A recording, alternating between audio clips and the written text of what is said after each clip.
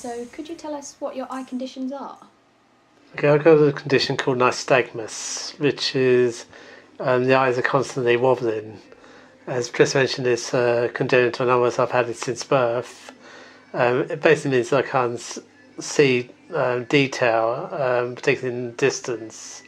It also affects my depth perception and can affect, in particular lighting conditions, can make it difficult as well. And what was yours, Christine? So born with some sight loss, congenital cataracts. Cataracts were removed when I was about 3 or 4, but in those days the main lens was removed and not replaced, so I'm left with very blurry vision. I was born, my left eye, someone said it looked like the moon, it was just like this grey mass. So subsequently I had my left eye removed when I was 28, which was one of the best things that happened for the health of my eye. Yeah. So how did you initially get involved with sound tennis? I have a friend called Maria who lives in London, and she is a member of London Metro Blind Sports. London Metro Blind Sports have a number of accessible sports for blind people, such as football, goalball, cricket, and sound tennis, which came to London in 2007. Maria suggested maybe in 2012 that I have a little go.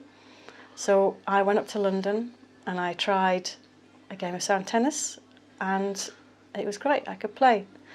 So for the next year I trekked up to London once a week and played, and thoroughly enjoyed it. Mm-hmm. Do you remember how you got involved with sound tennis, Paul? Well, about a year after Trista started going out to London, she rang me and said, how would you like to sort of help us to set up a group in Brighton to play sound tennis? We had one taster session before, and it had gone down really well, and so we started this group in February 2014.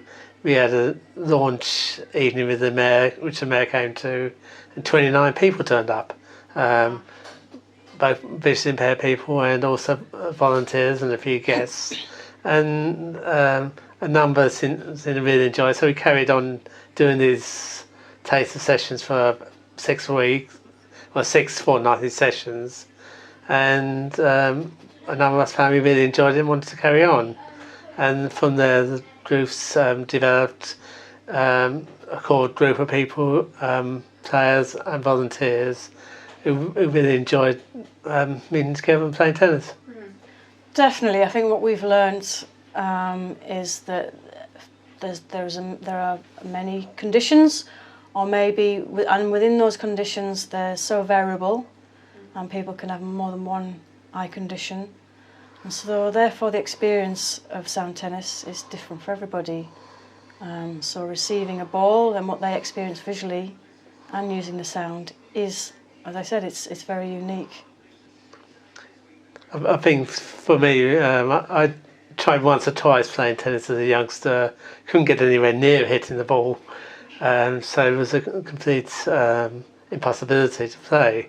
And this has given me an opportunity to learn the skill of the game, to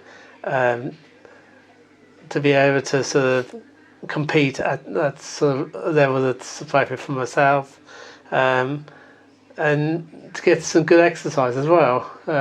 Certainly gets you moving about, and which is fantastic. I think it's really important.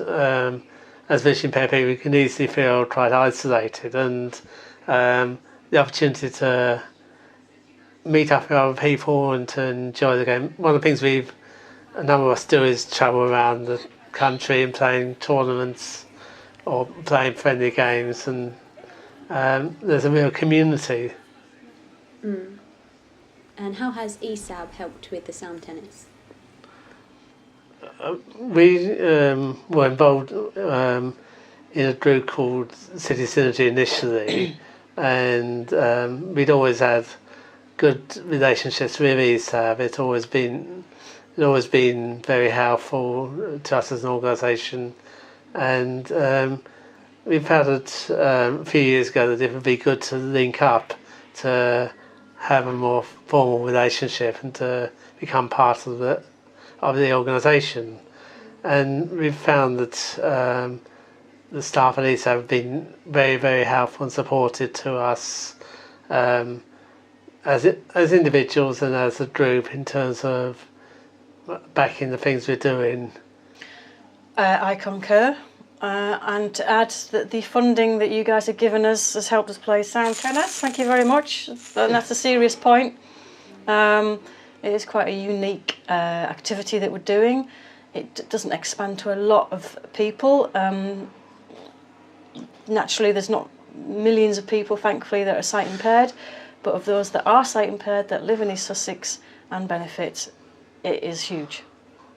The thing is, really, we're hoping that this can be another step towards giving people some awareness that sound tennis is happening, and it's a great sport to take part in, no matter what age you are, no matter how fit, no matter how competitive. That it's really a sport that anyone can come along and enjoy and be a part of. As Paul has said, it's sound tennis can be as leisurely or competitive. You've got to start from the beginning, and that's completely fine, and it is about enjoying it. That's it. There's nothing more, I think, than just enjoy. So come along and try. It's that old thing, you don't know until you try. Nobody knows sort of how addicted it would be until you start playing. I didn't think I'd sort of get as addicted to it as I have done. But you're just a big old junkie, aren't you? Yeah, indeed.